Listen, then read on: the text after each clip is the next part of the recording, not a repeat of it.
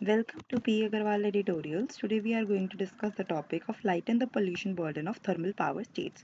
तो बेसिकली इस टॉपिक में हम क्या बात करेंगे कि जैसे इंडिया की क्लाइमेट कमिटमेंट्स हैं उसमें क्या आता है कि हम 2030 तक अपनी जो इमिशन इंटेंसिटी है जीडीपीज इमिशन इंटेंसिटी उसको 45% से रिड्यूस करेंगे फ्रॉम 2005 लेवल्स।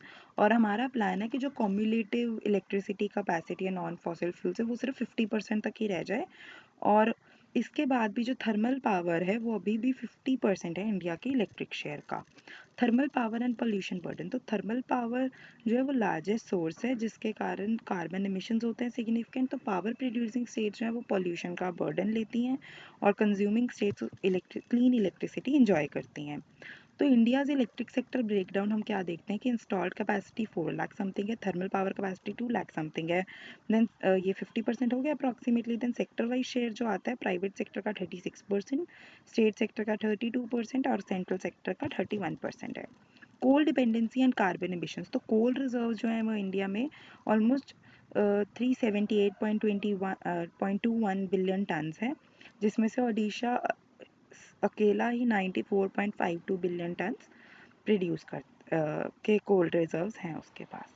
इलेक्ट्रिसिटी कोल से 73% जनरेट हो रही है और टोटल कार्बन एमिशंस जो हो रही हैं फ्रॉम इलेक्ट्रिसिटी जनरेशन वो 20 के जी के समथिंग है।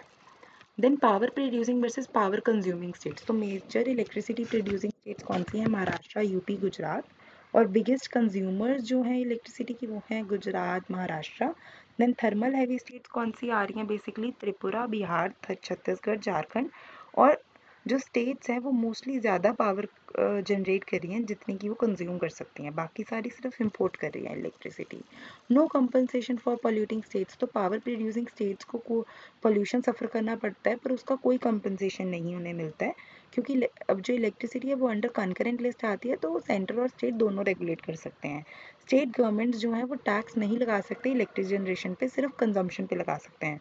मिनिस्ट्री ऑफ पावर ने स्टेट्स को मतलब बार किया था, मतलब मना किया था कि वो इम्पोज करें टैक्सेस जनरेशन पर ना करें। मतलब प्रपोज सॉल्यूशंस फॉर कंपनसेशन, तो 3 ऑप्शंस दी गई हैं इसमें कि या तो स्टेट्स को अलाउ कर दो कि थर्मल पावर जनरेशन करें, या फिर यूनियन खुद कलेक्ट करे और ट्रांसफ़र कर दे स्टेट्स को, या फिर फाइनेंस कमीशन जो है वो compensation for pollution heavy states in its environmental and climate change grants उसमें इंक्लूड करे।